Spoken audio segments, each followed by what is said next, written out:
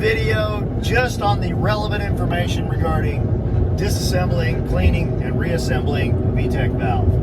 Hope you find it helpful.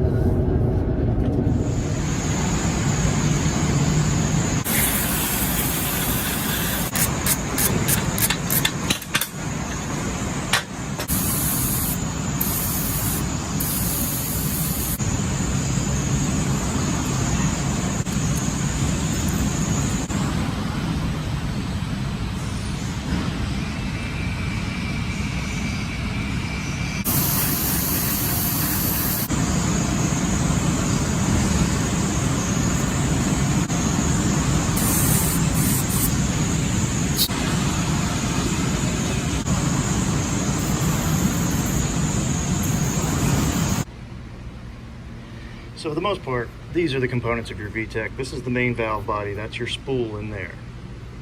This is your solenoid. So when people talk about a solenoid spool valve, that's what they're talking about. This solenoid kicks in and out, activates this spool via oil pressure. This is your oil pressure sensor, your oil pressure switch. Oil goes in here, and once it gets up to a certain pressure, it activates this switch, closes these contacts. This is just a plug that I had on there, and this is your heat shield.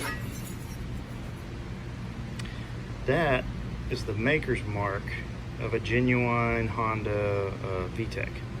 So if yours doesn't have that on there, it's probably not real. There's another one on the valve body. Where was that? Oh, there it is.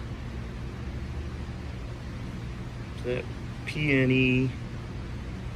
I don't know what that stands for, but that's also on all of these if they're actual Honda units.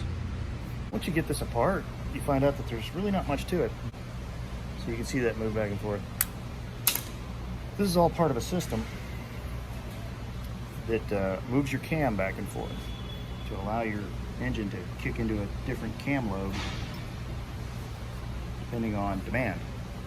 So I have no idea if this will work, and I don't really care. At this point, my car is broke. At the very worst, it'll still be broke. So I broke this O-band taking it off. It's old and crunchy, so we're gonna go with a new one. New O-ring. These are not factory parts because I don't have any factory parts. I'm winging it. I'm winging it. Oh, that's about perfect right there. Okay. Solenoid goes on top of there. These are supposed to be like non-removable bolts, but a 1/4 inch socket will take that right out.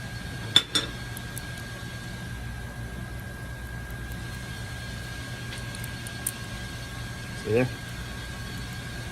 Good old American 1/4 inch.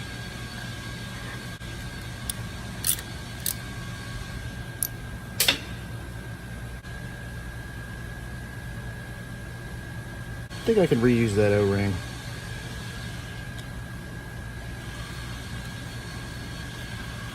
This is my 22mm today. And the last thing to put on is the heat shield, which just has this one bolt that holds it on. 10mm.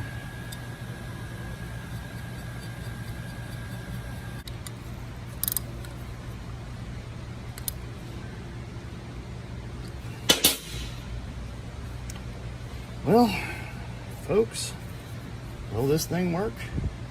Here's the one I just rebuilt. So let's see how it goes. I'm gonna put one bolt in, get it down there, get it started. Now we plug in our two connections, our hose back up, and we're done.